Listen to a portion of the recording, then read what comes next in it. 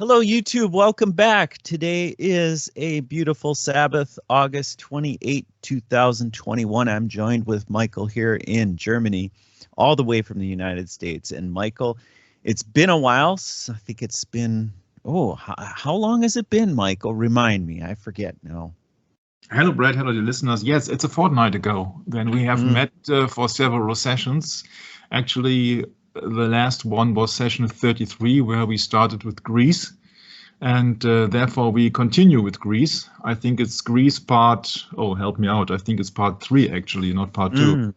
Maybe it is. Maybe it is. You know, that's a interesting number, Michael, 33. It's one of these numbers you don't really think much about till you get older and you start recognizing what a secret society is and how they actually promote your faith in God, but yet at the same time they want to know everything about what, you know, if you're a member of that society, they want to know everything about you and your faith and why you think this and why you think that, and then they break you down and they make you take these rituals, and these rituals are part of a very satanic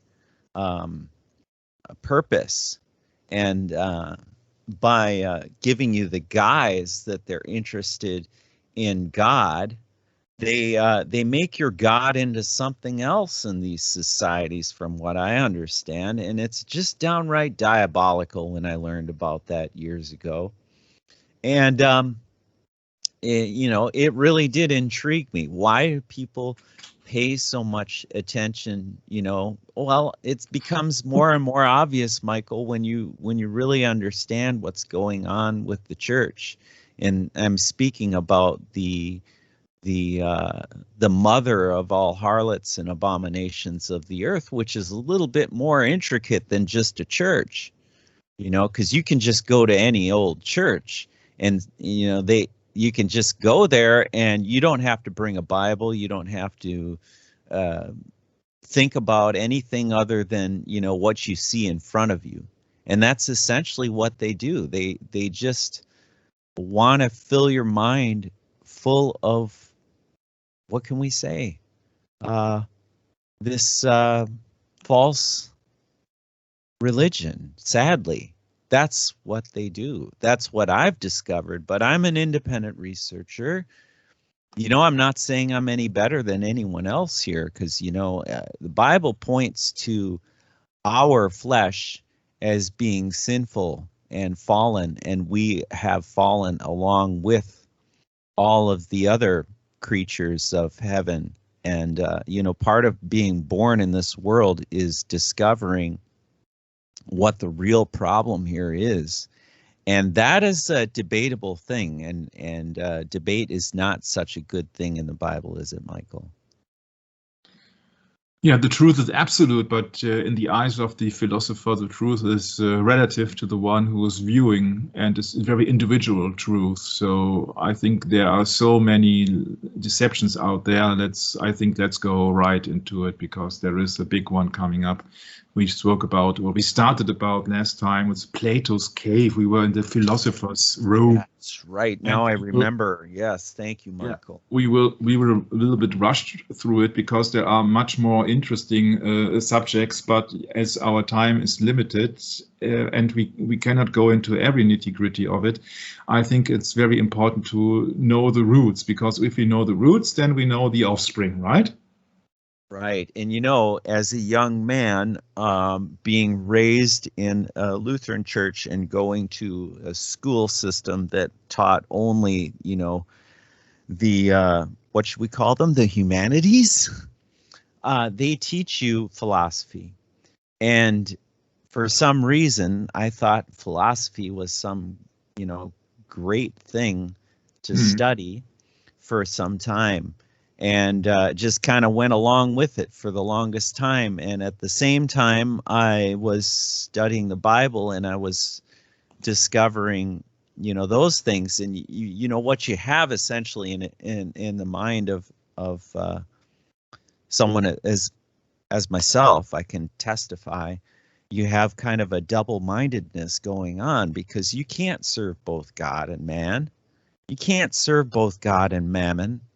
But when you start, really forming the very basis of your thought, you have to use the doctrine that you've been given, whether they force feed it or you get it on your own, doesn't matter, because we're all born dead in trespasses and sins. So essentially, when you take on the life of Christ and the teachings of Christ, and you give up on the flesh and you start to really focus on the spirit, that's when things really start to click. But that process takes a lifetime. It's called sanctification. And, God initiates that, but he does it slowly. It doesn't happen quickly. And a lot of us, Michael, just don't have much patience today. So I'm sorry, but science is the new religion. I mean, we're taking the old religion away from you and replacing it with a lie. That's not so great, Michael. The majority of things in this world are not the absolute truth because it's been mixed up. The majority of people are on the broad way, meaning that they only see this life, and so they want to have the full force. The saddest part of it all, Michael, if you ask me, is this double-mindedness we get in our youth, and we think we can have both. We can have both the spiritual life and great riches, and at the same time, just completely forget about reading the Bible, because that's old stuff and that's boring, and there's nothing exciting in it. Well, that's just a lie straight from the pit of hell, isn't it, Michael? It is. It's a lie. So we spoke about Socrates last time, and we touched on the subject of his most so-called famous pupil. If Socrates ever existed, which is absolutely to doubt, it's not absolutely clear that he ever existed. So this is his famous pupil Plato, and he's coming up with a parable like Plato's cave. So what's it all about? The allegory of the cave is a paradoxical analogy wherein Socrates argues that the invisible world is the most intelligible, and that the visible world is the least knowable and the most obscure. Yeah, but why is the world invisible? It is not the spiritual world he's referring to, but his visible world and invisible world in the allegory of the cave is actually the real world. So that means that there are some hierarchies which are enslaving people just to look at the signs and the writings on the wall instead of looking at the real action outside of their cave. So that would also be would also mean that the majority of people are enslaved in caves by their emperors, because they are in chains. In this parable, in this allegory, they are enslaved in chains. According to Socrates, physical objects and physical events are shadows of their ideas or perfect forms, etc., etc. Shadows actually are only existing if there is somebody who is throwing a shadow. So shadow usually is the hidden aspect in the psychology of young, etc., which means that it's a kind of your personality which is very, very, very problematic. So the allegory of the cave is intimately connected to his political ideology that only people who have climbed out of the cave and cast their eyes on a vision of goodness are fit to rule. Socrates claims that the enlightened man of society must be forced from the divine contemplation and be compelled to run the city. You see, the majority of people are still in darkness. They are chained behind a wall and also inside of the cave, and they just look at the pictures on the wall instead of participating in the real life. This is only meant to happen to the people who are actually fit to rule. So this is a two-part society, the ruler and the slaves. Nevertheless, it comes from his Politeia novel. Yeah, but if we would go into this, this is a big thing to do in English. So, Allegory of the Cave. People behind the wall without no light are discussing things they see, which the people who are actually behind the wall of the so-called slaves are doing. So they only see things on the shadows and on the wall and discussing them. This is not the very best picture I could have come up with, but nevertheless. Plato's cave is an allegory presented by the Greek philosopher Plato in his work Republic, or Politeia, to compare the effort of education and the lack of its nature. It is written as a dialogue between Plato's brothers and his mentor Socrates. Aha. Socrates explains how the philosopher is like a prisoner who is freed from the cave and comes to understand that the shadows on the wall are actually not reality at all. Yeah, so only the enlightened ones, for the philosopher here of that reason, they only can interpret the signs on the there wall. you go, Michael. There we go. That's what they do. They impart this kind of so-called wisdom on us pupils, that the philosopher is the one that's really wise, huh? Mm-hmm. Yeah, sure. And so that we go into Plato. No wonder, Plato. you know, when I was young, I was like, oh yeah, philosophy's cool. Yeah. Yeah, real cool. Politeia, there it is. Plato Politeia. Yeah, in English. Mm-hmm. Yeah. Well, don't get me wrong, listener, you know, philosophy's okay, but it's philosophy. It, you know, we're going right into the essence of, you know, it was created by an empire, Michael, wasn't it? It's called the Greek Empire. That's really the point here. So you can, you see, this is the original Wikipedia page I have covered into the script one by one, or one to one. Yeah. So the sun is the good one, has the good ideas. Where do we know that from? The sun as the source of life in all the pagan religion. The solar system, yeah. Yeah, the fire is the light. You see that all these ancient sun gods or pagan gods, they require burnt offerings by fire. So fire is light, fire is good. So it's everything mixed up, actually. There is no God in this concept. Huh? There is no God. There are just people who want to be enlightened, that they can teach or rule others. It speaks of rule, not teach. So it means of to rule or to enslave. Plato begins by having Socrates ask Glaucon to imagine a cave where people have been imprisoned from childhood but not from birth. These prisoners are chained so that their legs and necks are fixed, forcing them to gaze at the wall in front of them. That is of ultimate importance here. And not to look around at the cage, each other or themselves. So they're just hallucinated, they are bound by this image. Behind the prisoner is a fire, and between the fire and the prisoners is a raised walkway with a low wall behind which people walk carrying objects or puppets.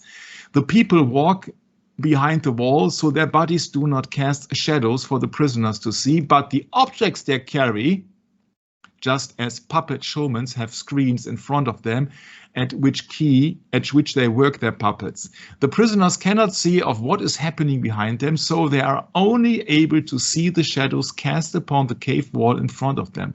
The sounds of the people talking echo off the walls, and the prisoners believe these sounds comes from the shadows. Interesting concept, which is very, very, very recent. Socrates suggests that the shadows are reality for the prisoners because they have never seen anything else. They do not realize that what they see are shadows of objects in front of a fire, much less that these objects are inspired by real things outside the cave which they do not see.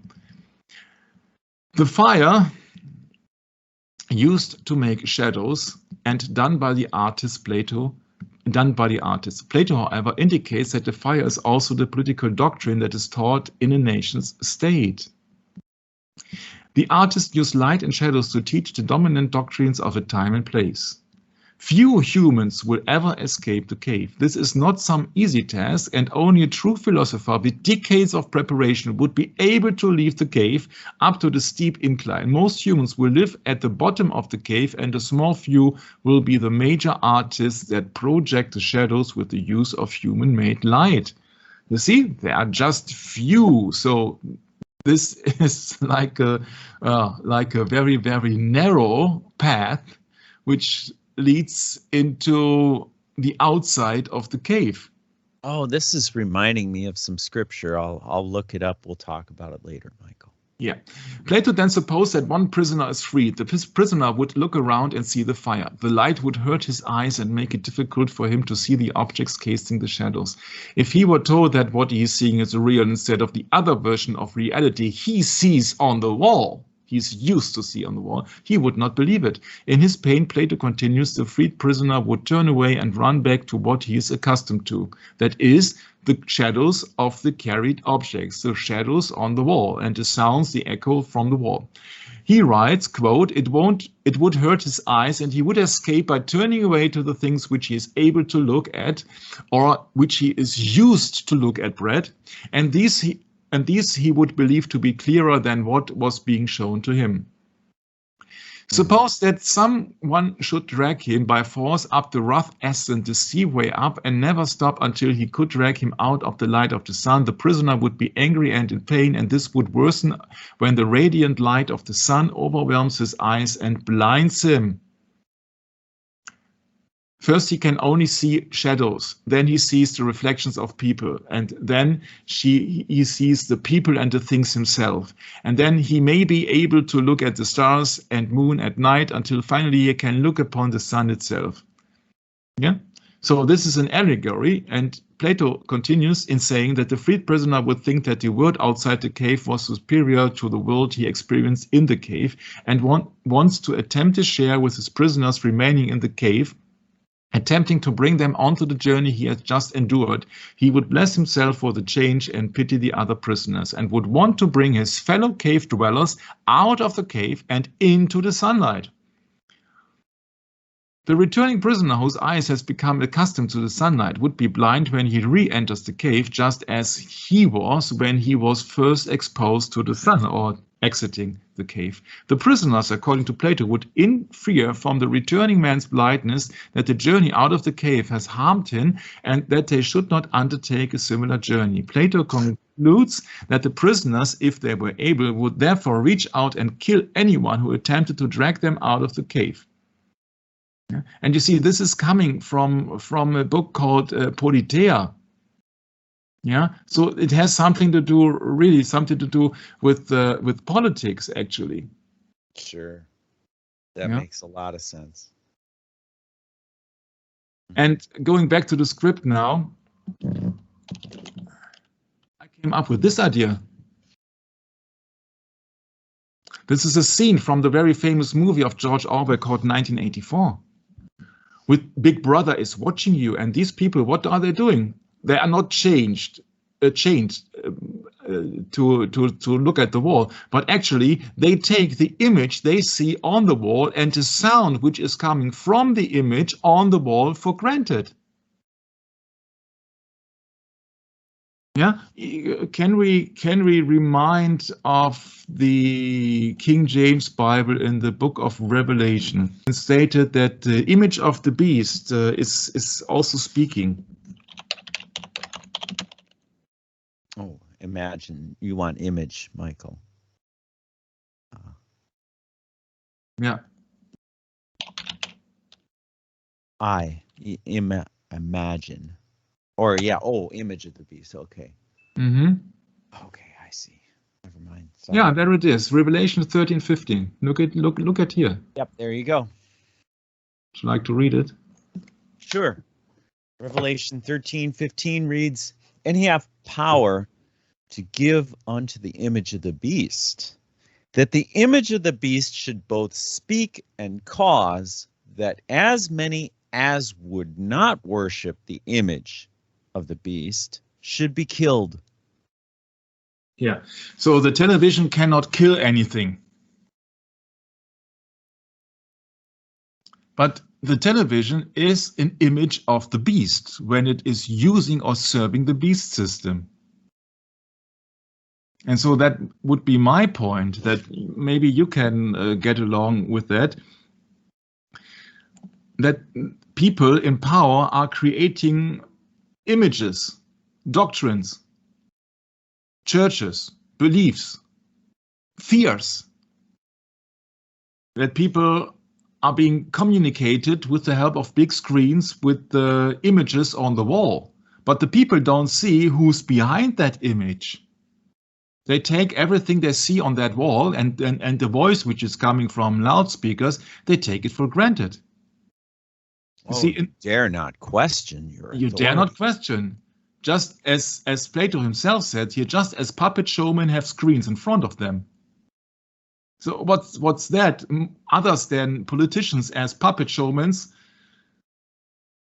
and the majority of people have screens in front of their houses. So the television set is this satanic family altar nowadays. Many people are decorating their room around the television set. Okay, let's move on. As far as the computer is ready. So this is just everything about Plato's cave. Actually, this is the regular political explanation. You can go into that. We don't have to discuss it here for hours. But there are many people using that kind of a novel here. For example, H.G. Wells, The Country of the Blind, or C.S. Lewis' novel, The Silver Chair and the Last Battle.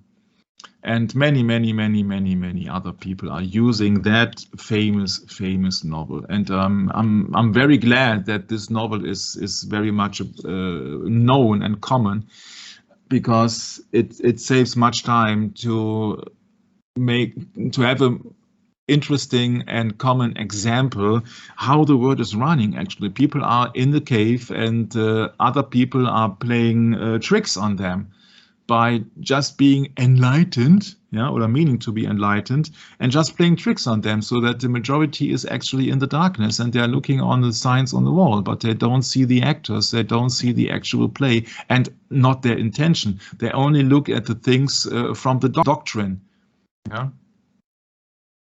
So furthermore, we will go on to look at all the things which are going into the philosophy where metaphysics came from. These famous people, Plato, Kant, Nietzsche, Buddha, Confucius, etc., etc.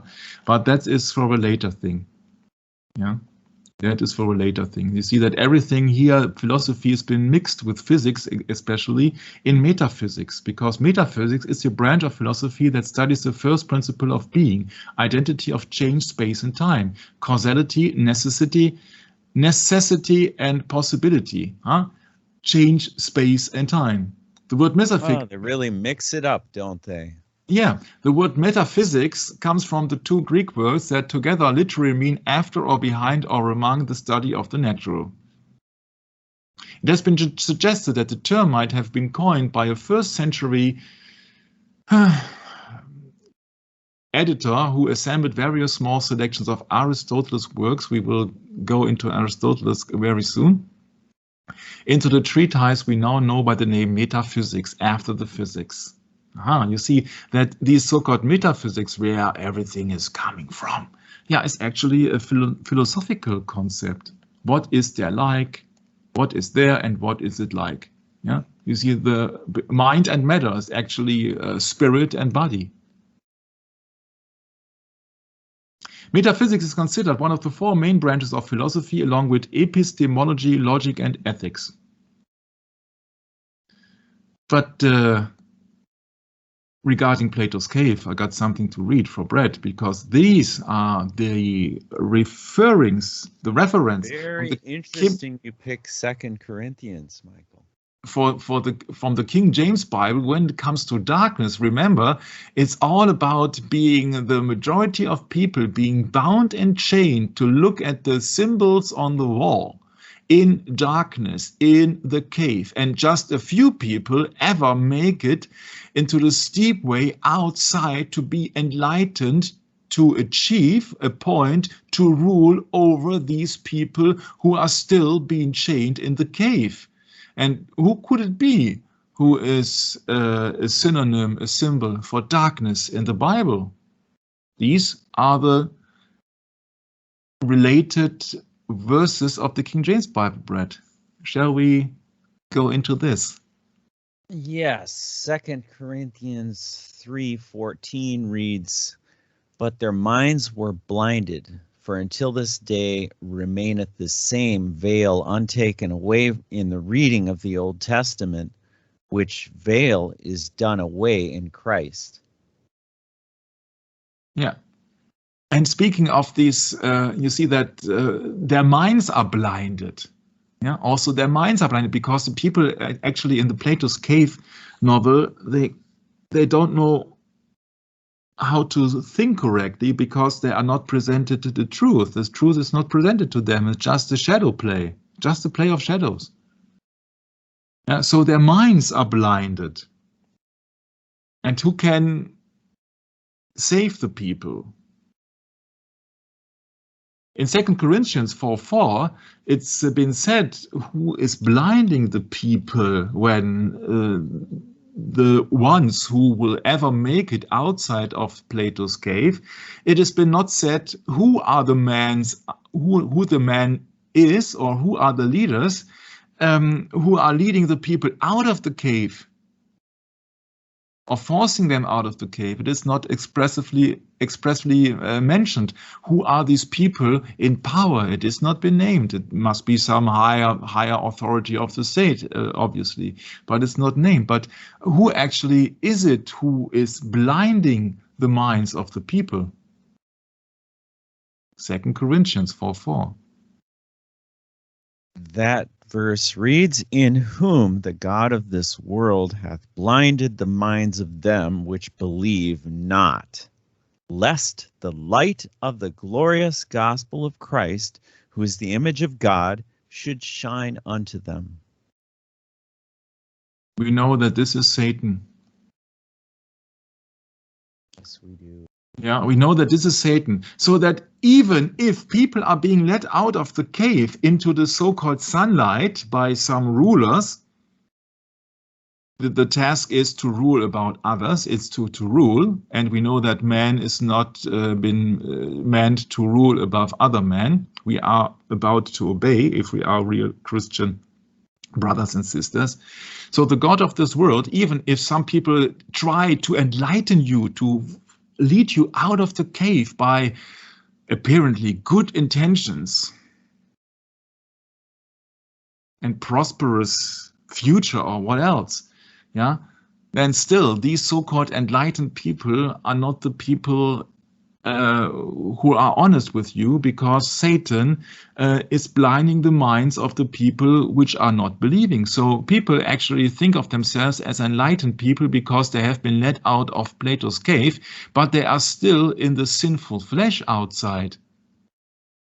So also, if you are not into Plato's cave and you have several other sources, and you are not only watching at the television, it does not necessarily mean that you know now the truth, which is Jesus Christ. You don't know now the truth. And also, when we go to darkness, darkness is absolutely negative in the Bible. You see that these are several verses from John.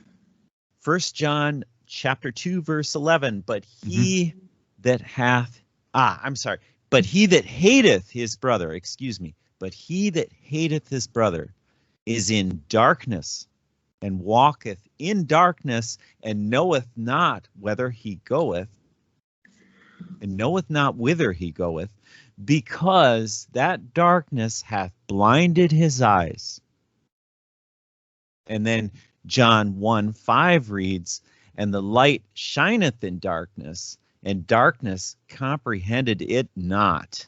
And then John 3:19 reads, and this is the condemnation, that light has come into the world, and men love darkness rather than light, because their deeds were evil. Yes, and that reminded me so much here on Plato's cave, John 3:19. Absolutely. Yeah. Very good, Michael. And then Acts 26, verse 18 reads, to open their eyes and to turn them from darkness to light and from the power of Satan unto God, that they may receive forgiveness of sins and inheritance among them which are sanctified by faith that is in me. Mm-hmm. Thank you, Michael. Oh, 2 Corinthians, it continues. Be not, okay, this is 2 Corinthians chapter 6, verse 14. Be ye not unequally yoked together with unbelievers. For what fellowship hath righteousness with unrighteousness?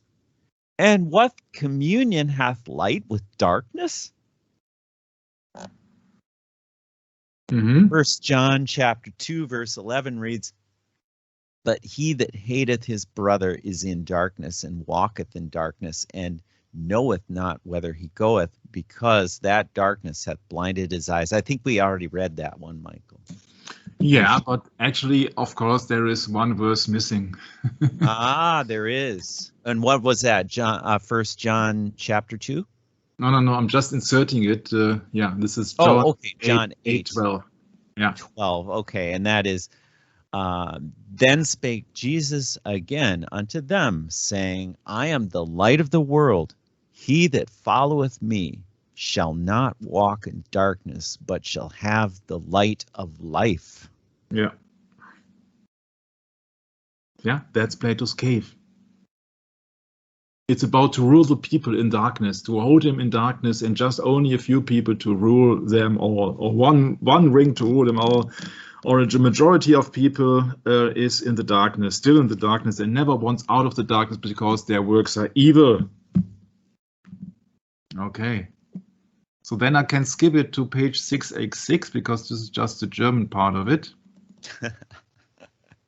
Never forget that this Plato's cave is part of the novel Politeia, so it has something to do with politics.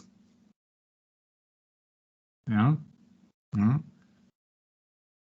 Yeah, and also it has been told that Plato never presents himself as a participant in any of the dialogues, with a section of apology. One dialogue, Protagoras, begins in dramatic form and quickly proceeds to Socrates' narration of a conversation he had previously with a sophist for whom the dialogue is named. Yeah, sophist. Oh. The dialogue is named. The narration continues uninterrupted till the dialogue's end. You see, these people love themselves and love so-called wisdom of this world, but has nothing to do with real truth. You see, it's not the real truth that is presenting. Political correctness means this is not the truth.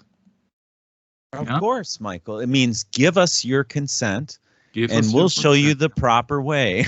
Yeah. And now we have already covered 100 pages because the other pages was simply references or German text. So I know that Brad wants to add something.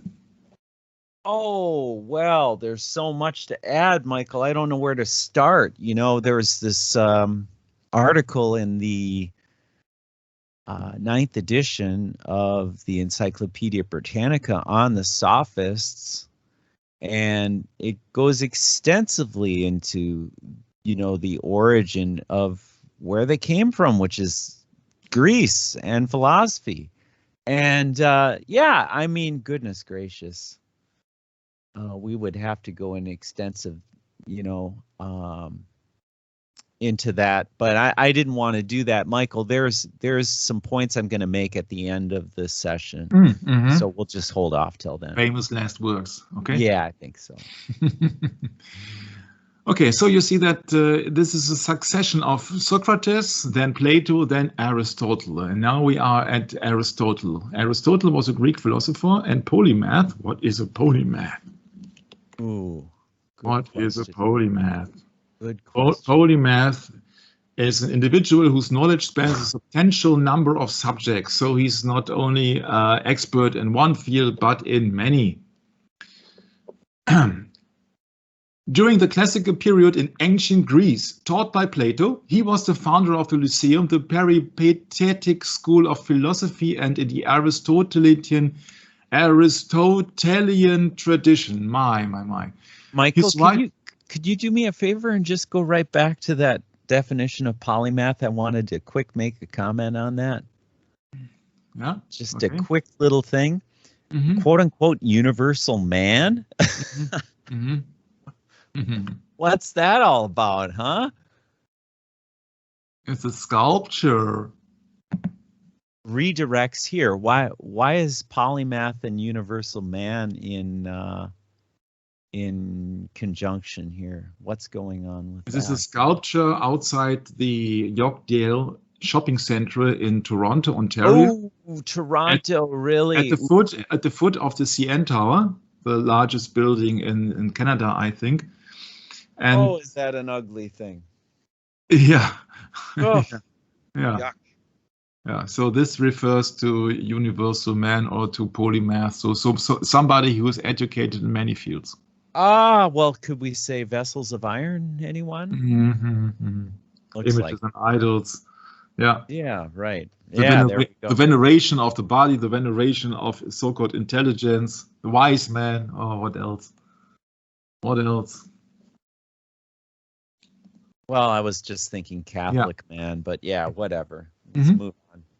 So he was a polymath because he was an expert in many fields, covering many subjects, including physics, biology, zoology, metaphysics, logic, ethics, aesthetics, poetry, theater, music, rhetoric, psychology, linguistics, economics, politics, meteorology, geology, and government. Wow, you see, it comes down to Aristotle. This is only the exoteric meaning.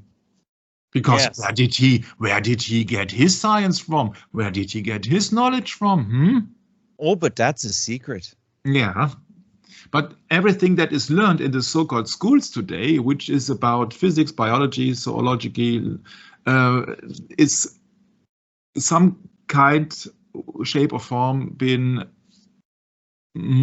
influenced by Aristotle or the Greek in general, especially when it comes down to logic, ethics, psychology, politics. You see, politeia comes here from his teacher, from Plato.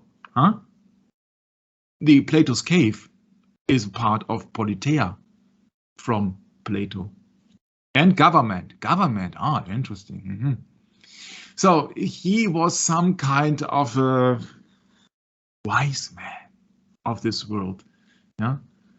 So he was some kind of a very, very educated person. At 17 or 18 years, he joined Plato's academy in Athens, so Athena, the pagan goddess, and remained there until the age of 37, so about 20 years. Shortly after Plato died, Aristotle left Athens and at the request of Philip II of Macedon, tutored Alexander the Great, beginning in 343 before Christ.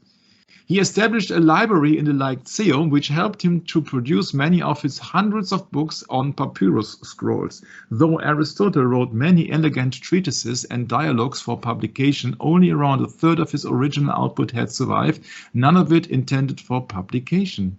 His view on physical silence profoundly shaped medieval scholarship. Their influence extended from late antiquity to the early Middle Ages into the Renaissance and were not replaced systematically until the Enlightenment, Plato's cave, somebody, and theories such as the classical mechanics were developed. Some of Aristotle's zoological observations found in his biology, such as on the reproductive arm of the octopus, were disbelieved until the 19th century. His work contained the earliest known formal study of logic studied by medieval scholars such as Peter Abelard and John Buridan. Aristotle's influence on logic also continued well until or into the 19th century. He influenced Judeo-Islamic philosophies during the Middle Ages, as well as Christian theology, especially the Neoplatonism of the early church, so-called early church, and the scholastic tradition of the Catholic Church.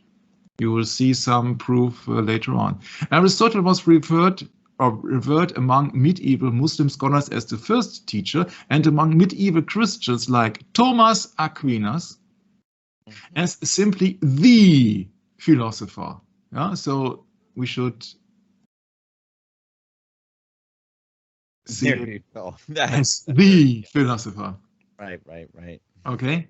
His ethics thought, though always influential, gained renewed interest with the modern advent of worldview ethics. Aha. So you see, that is some guy here, this Aristotle. Yeah, he was the teacher of Alexander the Great. Mm-hmm. Yeah, we can go into it. If you are interested in his biography, then please do your own research. But I did have something smells fishy here, because that he was taught by his teacher Socrates. But where did Socrates get all his teachings from? You see, we are speaking about the Greece Empire here, the third part of the middleman, right? And yeah, that's right, Michael. Aristotle, dangerous territory. Yeah, Aristotle was appointed as the head of the Royal Academy of Macedon. During Aristotle's time in the Macedonian court, he gave lessons not only to Alexander, but also to two other future kings, Ptolemy and Cassandra. Ptolemy, oh, we go into another science room. Aristotle encouraged Alexander towards Eastern conquest, and Aristotle's own attitude towards Persia was an unabashedly ethnocentric. In one famous example, he counsels Alexander to be a leader to the Greeks and a despot to the barbarians. Yeah, one rule, one ring to rule them all, huh? Not to look after the former as friends and relatives, and to deal with the latter as with beasts or plants. Huh? Wow, that's a statement here. Huh? You see, as captive people or captives, you treat him as beasts or plants, so without any rights. So when he had returned to Athens, he established his own school at the Lyceum, etc., etc., etc. Metaphysics, we said that this is a mixture of real physics with philosophical teachings. Sure. Yeah. And so these are the concepts. It is not necessarily the truth. This is a concept. Yeah, this is like the theory of evolution, or the theory of life, or the theory of what else? Ask Albert Einstein. I was going to say Thomas Aquinas. Thomas Aquinas, yeah, he will come later on. Interesting enough, now here are the 5 elements. And Aristotle related each of the 4 elements proposed earlier by Empedocles, earth, water, air, and fire, to 2 of the 4 sensible qualities, hot, cold, wet, and dry. You see, element, hot, cold, wet, dry, motion, or etc. So earth, cold, dry, down, solid. Water, cold, wet, down, liquid. Air is hot, wet, up, and gas. And fire is hot, dry, up, and plasma. Okay. What's the 5th element? What is the 5th element? Oh, it's a movie. It's a movie. It's just a movie. It's just to entertain people. Yeah. So in the picture of Le Cinquième Element, Element is 1997 English-French science fiction action film. Yeah, that is about to know. This is all you need to know. Yeah. So then go back to your YouTube cat videos or dog videos. Yeah. Yeah. So in 1914, aliens known as Mos dos Shavans meet their human contact, a priest of a secret order. Wow, who could that be? At an ancient Egyptian temple. I did not prepare this session. This is just came up into my mind. At an Egyptian temple, a secret order, a priest of a secret order. Wow, wow, wow, wow, wow. And that is a movie. Wow.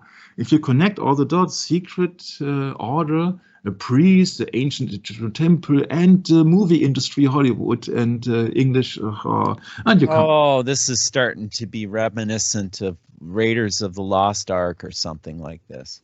Yeah, it's not only this, but you see that the priest of a secret order of an ancient Egyptian temple refers explicitly to Freemasonry. Yes, yes, thank you. They take for safekeeping the only weapon capable of defeating a great evil which appeared every 5,000 years. Aha. They promise to return the weapon before the great evils re-emerge. The weapon consists of the 4 classical elements as 4 engraved stones, plus a 5th element in a sarcophagus. Aha. Sarcophagus, yes. Sarcophagus. Okay, sorry. Yeah. So what is the no 5th? problem. So what is the 5th element?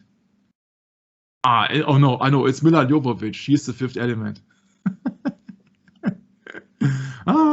It's so hilarious, funny. Yeah. Dennis delivers her to Cornelius and his apprentice David. David, interesting name. They recognize her as the 5th element. So the 5th element is a girl. Oh, this is so BS here. This is so BS. This is it's a dumbing down of people, actually. The 5th element. Yeah, the 5th element has nothing to do with the movie, of course. My. It's ether. It's the quintessence. It's quint means the 5th, the quintessence. The quintessence is the 5th element. It's not a girl. It's a material that fills the region of the universe above the terrestrial sphere. Oh boy, here we go. And we're not going into this right now because I will spare it until we reach the point of the 20th century with Albert Einstein. My only comment, Michael, is people go to the 1828 Webster's Dictionary online, type in alchemy, read what it says. It's a pretended science. Yeah. It's no science at all. They knew that back in the old days, but no. Now it's great. It's just great. Yeah, look what's depicted here under the search phrase Aristotle. You see that ether is a divine substance. Now you got a big problem. Because if you are working with Aristotle and his views, you have to take into consideration that there is a divine substance.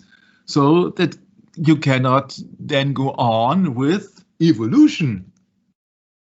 That's at least my humble opinion. Okay, let's move on. There's much more to come, where you see that it's very difficult to exclude God in all the things, which is of course the purpose. Huh? So he was having. Good point, Michael. Yeah, he was excluding everything, and he was an expert in many fields like optics, like astronomy, like geology. Yeah, and biology.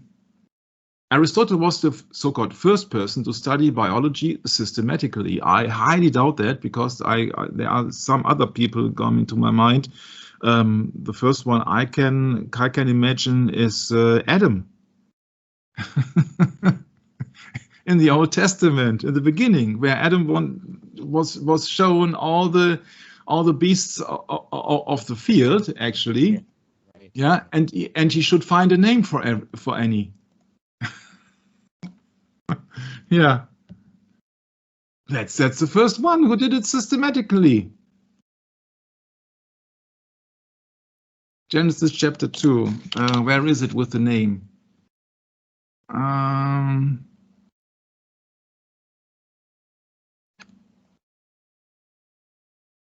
Here. This is even the second chapter of Genesis. Would you like to read it? Sure. Genesis chapter 2, verse 19 in the old King James Bible. And out of the ground the Lord God formed every beast of the field and every fowl of the air and brought them unto Adam to see what he would call them. And whatsoever Adam called every living creature was the name thereof. And Adam gave names to all cattle and to the fowl of the air and to every beast of the field. But for Adam there was not found an helpmeet for him. Yeah, you see, and this is in total contradiction to the claim that Aristotle was the first person to study biology systematically. Totally contrary to the totally contrary, yeah. To the truth, yeah. Yeah. For those that wish to have the hope of eternal glory with Jesus Christ in his kingdom, not of this earth. Yeah. His data in History of the Animals. Yeah, this is a book, History of the Animals. It's very interesting. It's about the observations of Aristotle. Yeah, this is the book. He had a pioneering work of zoology, and yeah, this is it. Yeah, this is Aristotle, highly praised because, of course, he was a Greek philosopher, and not only that, he was a Greek scientist. Spending many years at Plato's academy, yeah, so like university nowadays, academy, university. What is the original meaning of academy?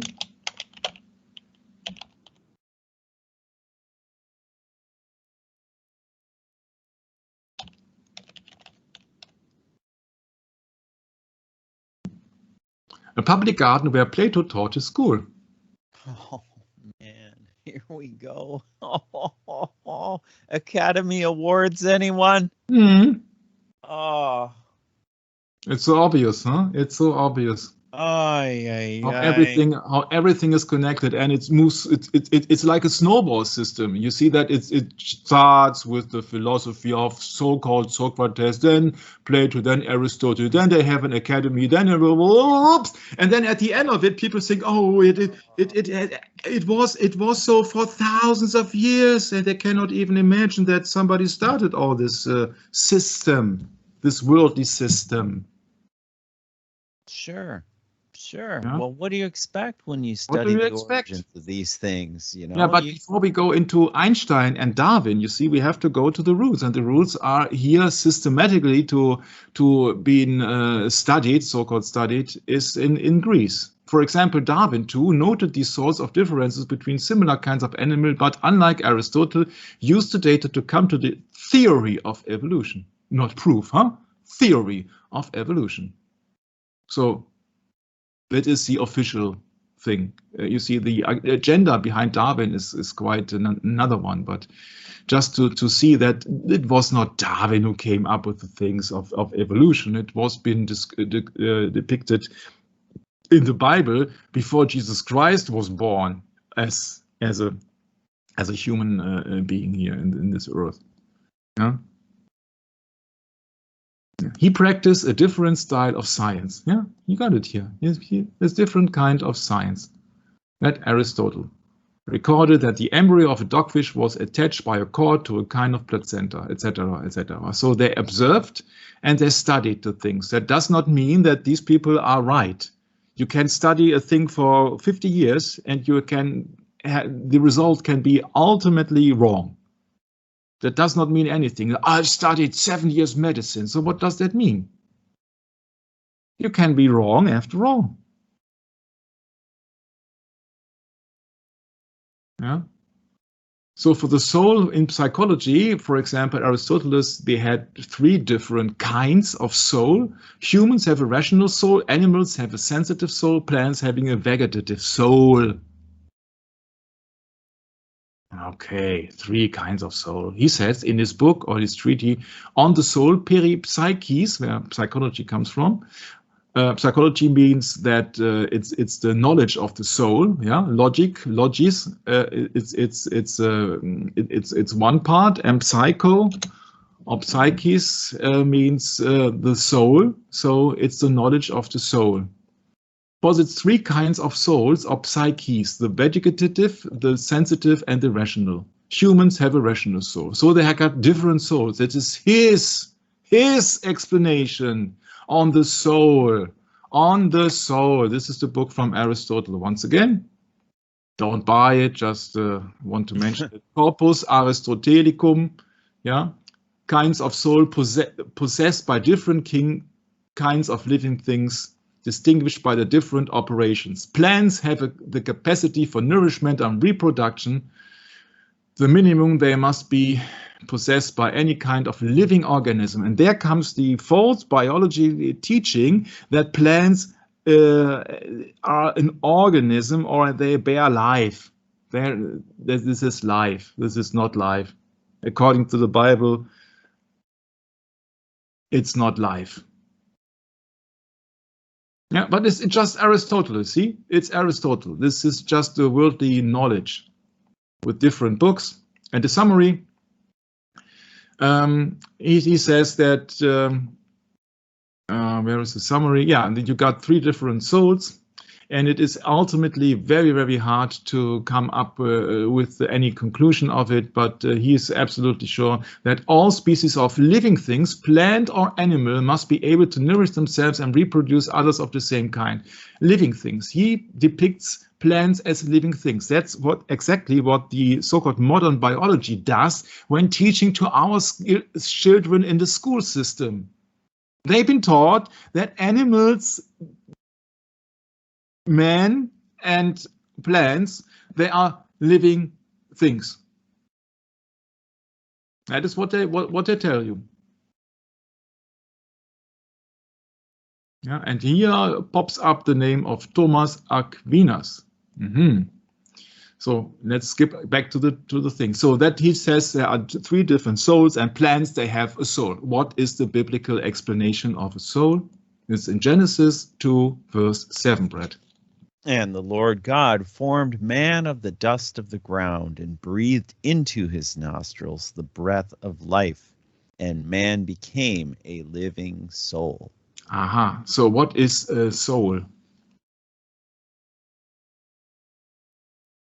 According to the description in Genesis 2:7 in the Bible, a soul means a creature of God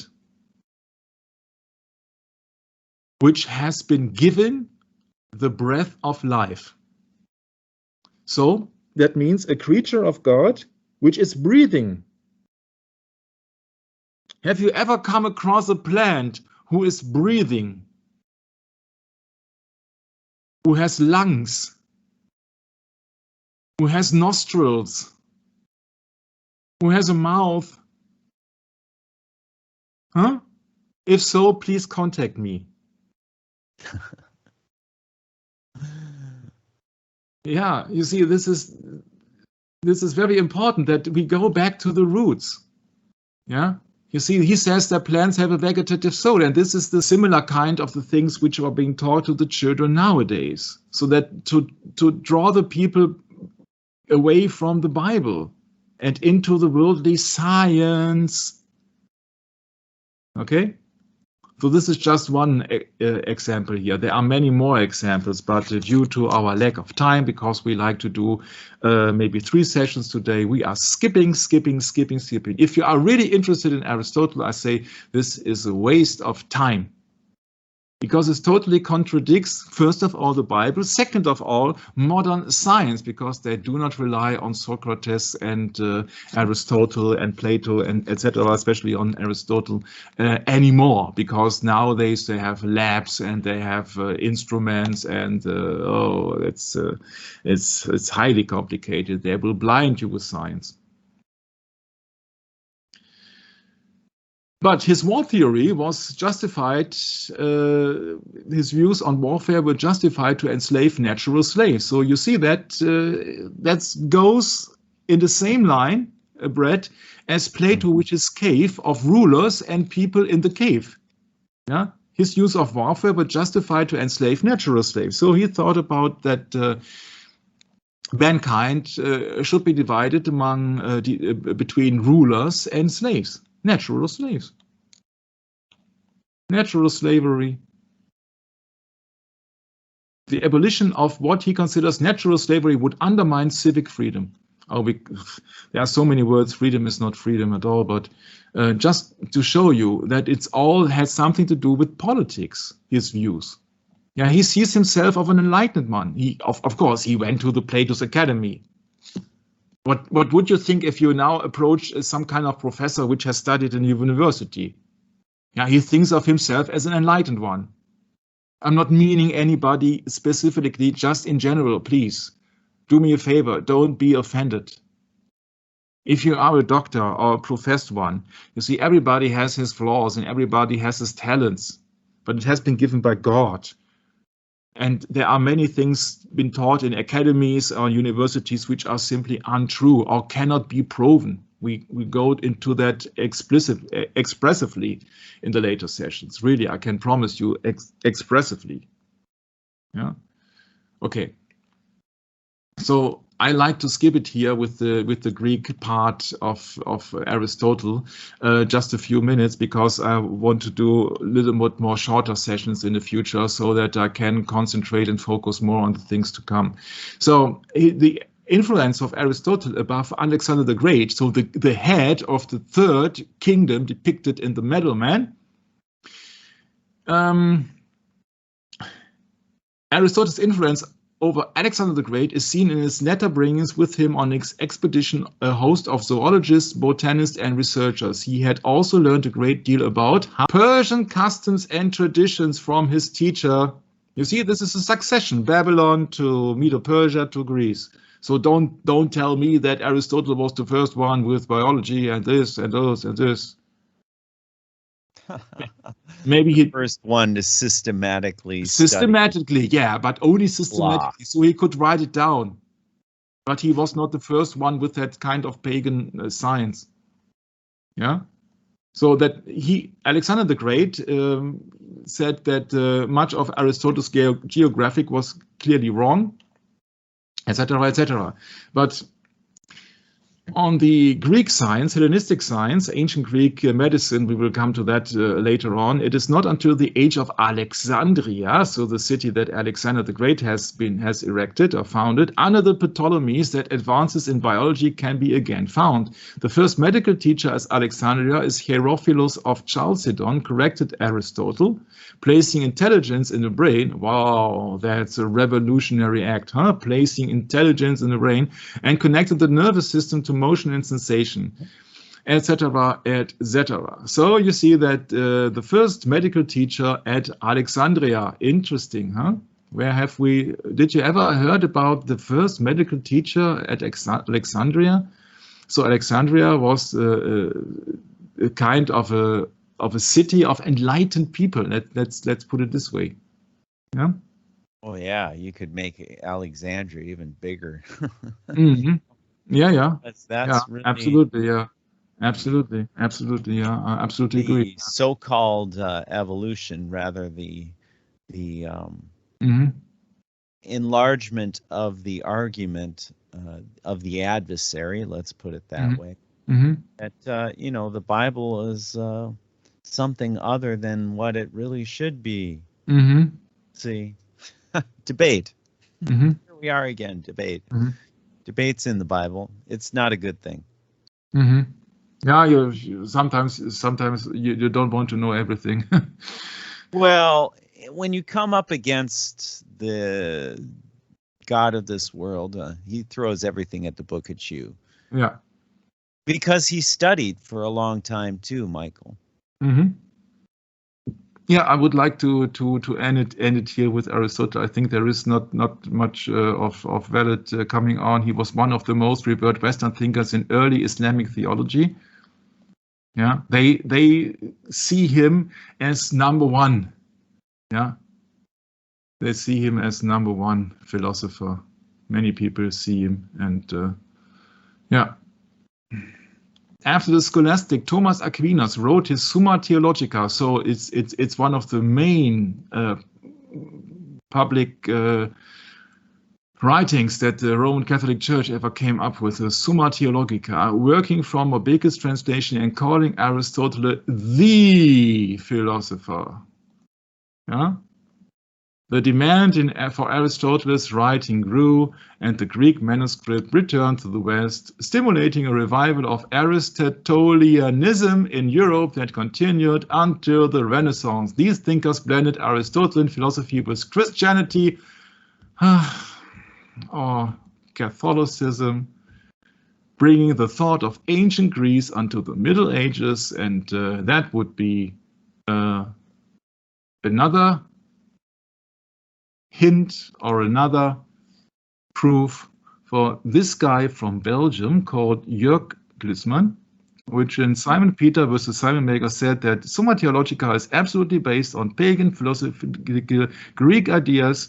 He used the Grecian philosophers Plato, Socrates, and Aristotle as the basis. There you got it. There it is. You see, it had nothing to do with Christianity, what they are telling you, the so-far theological guys. It goes back to Greek philosophers. Philosophy means the love of wisdom. Who wants to be wise? If people tell you that plants have a soul, are they wise? It is absolutely contradiction to the Bible. And this is then found, and these people can be found and highly praised from Roman Catholic saints like Thomas Aquinas. You make your mind up if that's all correct, and if this is absolutely logical. Yes, this is absolutely logical, but only if you know what the Roman Catholic Church actually is. Had nothing to do with Christianity. And I think that's about it for Aristotle, because I'm not willing to spend so much time on one guy, but I only mention him of the foundation of biology and the foundation of the education of Alexander the Great, and also the influence on that theological work from Thomas Aquinas. Yeah, you see that one prolific advantage here is that we can skip so many pages, because this is just a German translation part of it, so that we will cover so many things, and then we can go to much interesting things in the next session, which will be then session 35 and Greece part 4, and let us surprise you what content there will be. Thank you very much for your time and your patience with me and my bad English, and now handing it over to my beloved brother Brett. Thank you very much. Oh, Michael, don't get so hard on yourself. I think you're doing great. And besides, I'm here to just give you a little backup here and there when you need it. And the thing is, Michael, when you were asking me about commenting on this, there's a portion of scripture here that we've talked about extensively over and over and over again, made reference to about beware lest any man spoil you through philosophy. It's in Colossians chapter 2, verse 8, I think, Michael. And it goes, beware lest any man spoil you through philosophy. And, this is what I want to elaborate on more in the Bible is actually 2 Corinthians chapter 11, verse 1 through ending in, let's say, verse 15. So 2 Corinthians 11. Chapter 1, was it? Oh, no. Second Colossians, Mike. Oh, okay. Second Colossians? There is no second. I'm sorry, 2 Corinthians. Okay. Colossians. What am I saying? Colossians 2, chapter 8 is the other verse, but we're not going into that more than just a quick little mention of philosophy. But here we have Paul and the false apostles. He's giving his rundown here, and I think it would be really good to go over this quick. What's it now? It's Second Corinthians. Corinthians, yes. 2 Corinthians chapter 11, verse 1. So here we go. Okay. Would to God ye could bear with me a little in my folly, and indeed bear with me. For I am jealous over you with godly jealousy. For I have espoused to you one husband, that I may present you as a chaste virgin to Christ. Excuse me. For I am jealous, back to verse 3, but I fear lest by any means the serpent beguiled Eve through his subtlety. So your minds should be corrupted from the simplicity that is in Christ. For if he that cometh preacheth another Jesus, whom we have not preached, or if ye receive another spirit, which ye have not received, or another gospel which ye have not accepted, ye might well bear with him. For I suppose I was not a whit behind the very chiefest apostles. But Though I be rude in speech, yet not in knowledge, but we have been thoroughly made manifest among you in all things. Have I committed an offense in abasing myself, that ye might be exalted, because I have preached unto you the gospel of God freely? I robbed other churches, taking wages of them to do you service. And when I was present with you, and when I was present with you and wanted, I was chargeable to no man, for that which was lacking to me, the brethren which came from Macedonia supplied. And in all things I have kept myself from being burdensome unto you, so I will keep myself. As the truth of Christ is in me, no man shall stop me of this boasting in the region of Achaia. Wherefore, because I love you not, God knoweth. But what I do, that I will do, that I may cut off occasion from them that which desire that wherein they glory, they may be found as we. For such are false apostles, deceitful workers, transforming themselves into the apostles of Christ. And no marvel, for Satan himself is transformed into an angel of light. Therefore, it is no great thing if his ministers be transformed as the ministers of righteousness, whose end shall be according to their works. Yeah, and that's kind of the gist of it right there. Satan has his righteousness. He has his ministers. He has his gospel too. And he has his Jesus too. Very dangerous, very subtle. And this world has been subtly changed through these false ministers of righteousness. And, you know, we should be aware of it, Michael. And that's why we're doing these sessions, is to really clarify a few things, the origins of where all this comes from. And it is a very subtle thing. It's said right here in the scripture. So, Michael, thanks for giving us the lesson today. Looking forward to the next one. Catch up with you next time. God bless and Maranatha.